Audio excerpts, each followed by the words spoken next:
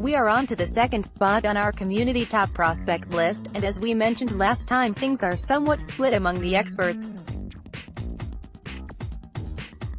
Michael Chavis ran away with our top spot, which was understandable if even a bit surprising, but I figured the second place vote would be a bloodbath. This wasn't as much of a blowout as the top spot was, but one player clearly ran away with the community's vote. Taking the second spot on our list is left-handed pitcher Darwinzon Hernandez, who received 18 of 44 votes, 41%. The Red Sox have a history with big-name acquisitions on the Latin American market over the last decade or so, but Hernandez doesn't fit into that tradition. He was, instead, a great diamond in the rough kind of find from the scouting department, signing for just $7,500 out of Venezuela back in 2013 as a 16-year-old. As one would assume from someone signed for so little, Hernandez didn't have a whole lot of fanfare early on in his career. The lefty spent his first 2 professional seasons down in the DSL, putting up good eras in both seasons but walking more batters than he struck out in his first season, which he spent mostly as a reliever. Hernandez moved stateside in 2016 as a full-time starter at this point, and this is when his strikeout stuff started to take off and people started to take notice. In 14 starts with the Spinners, he allowed more runs than you'd like but struck out 58 batters in 48 innings, leading to him getting the call for his first full season in 2017.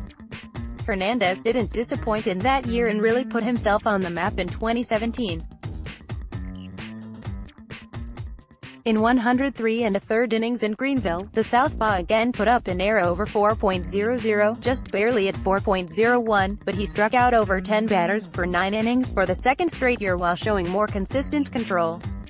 That brought us into the 2018 season, when Hernandez was heading to Salem to join a rotation along with guys like Brian Mata, Tanner Houck and others. That was supposed to be the most exciting part of the farm system.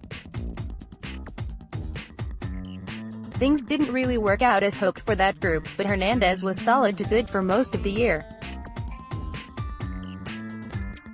He put up the best ERA he put since his days in the DSL with a 3.56 mark and also struck out over 11 batters per 9 innings for the first time in his professional career.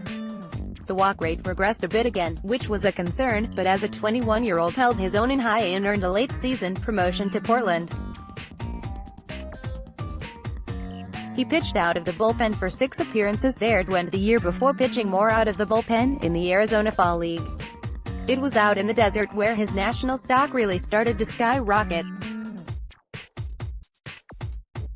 Pitching for Mesa, 11 of his first 12 outs were strikeouts and in all he struck out a whopping 24 batters in just 11 1/3 innings, impressing any scout who got to see him. Hernandez is kind of a classic case in terms of scouting, but that doesn't mean he's easy to figure out. On the one hand, his stuff is undeniable.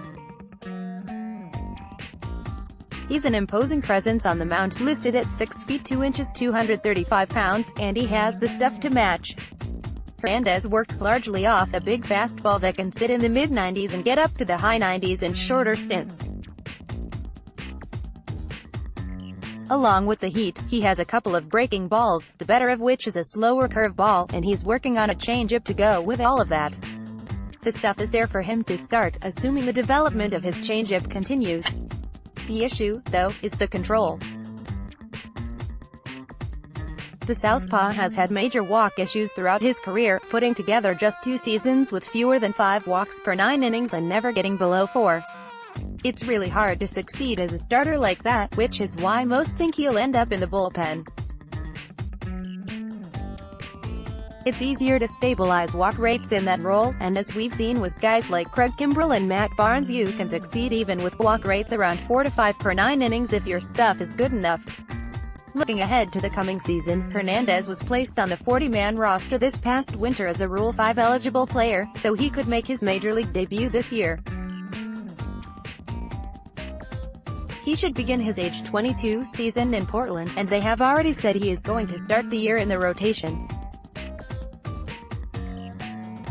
That makes sense, because if they can get something to click with his control, he'll be a legitimate weapon in that role.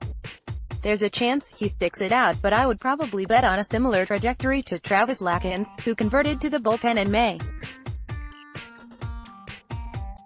Hernandez has better stuff than Lakins, so if that is the case I think he could be up in the majors at some after the All-Star break, with a chance of him just forcing his way up even earlier than that. Here is our list so far. Michael Chavis, Darwinzon Hernandez. Now, you can head down into the comments and vote for the number 3. As a reminder, to do this you go down below and find the comment from me corresponding with the player for whom you'd like to vote. When you find said player, just click the rec button, and that will count your vote. To do this, you will need to be logged in as a member of the site. If you'd like to vote for a player who is not listed, just leave a comment saying, vote for ___ here, and I'll rec the comment to count your vote. Until next time.